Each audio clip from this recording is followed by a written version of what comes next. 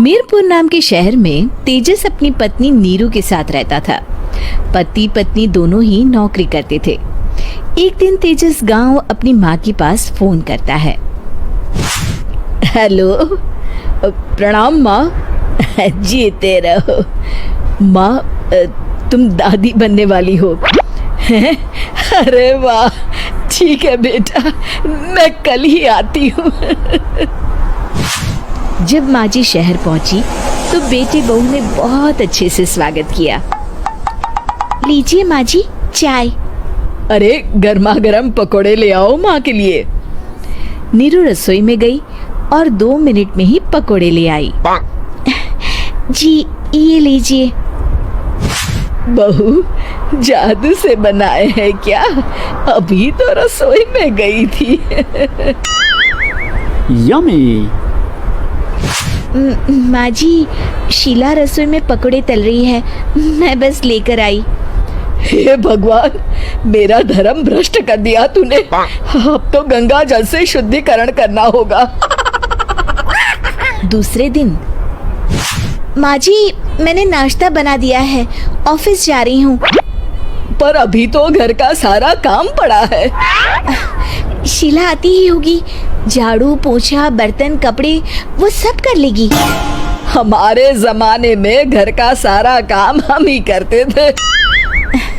जी माँ जी, आप बहुत होशियार हैं, मैं घर ऑफिस दोनों नहीं संभाल पाती। तो जरूरत क्या है घर से बाहर जाकर चाकरी करने की? वैसे भी घर का काम खुद करने से घर में बरकत आती है, समझी? पर माँ जी।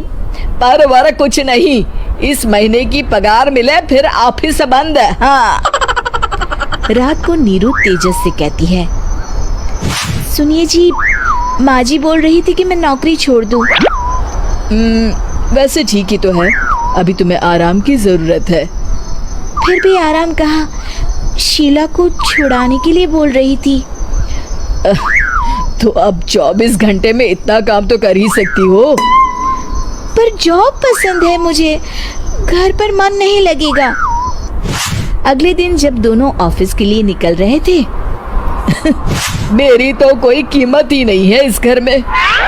माँ जी, आजकल महंगाई बहुत है, रहन सहन भी बदल गया है, दोनों नौकरी करते हैं तभी ठीक रहता है। अच्छा, तू कहना क्या चाहती है? मेरा बेटा तुझे बिठा के खिला नहीं सकता? तू ही इस घर का खर्च चला रही है, हैं? नहीं माँ जी, मेरा वो मतलब नहीं था।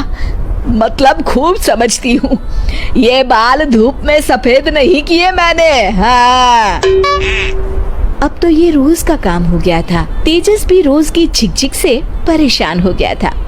एक दिन उसने कहा, नीरू, वैसे भी तुम्हें मैटरनिटी लीव मिलने वाली है, तो अभी से ही छुट्टी ले लो।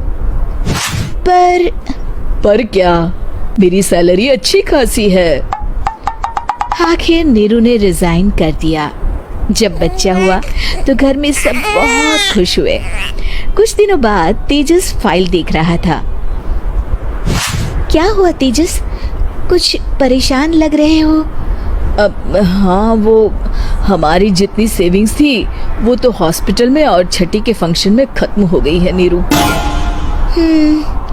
और अभी वैसे मंदी चल रही है तो मैं बोल रही थी कल मुन्ना को हेपेटाइटिस का टीका लगवाना है।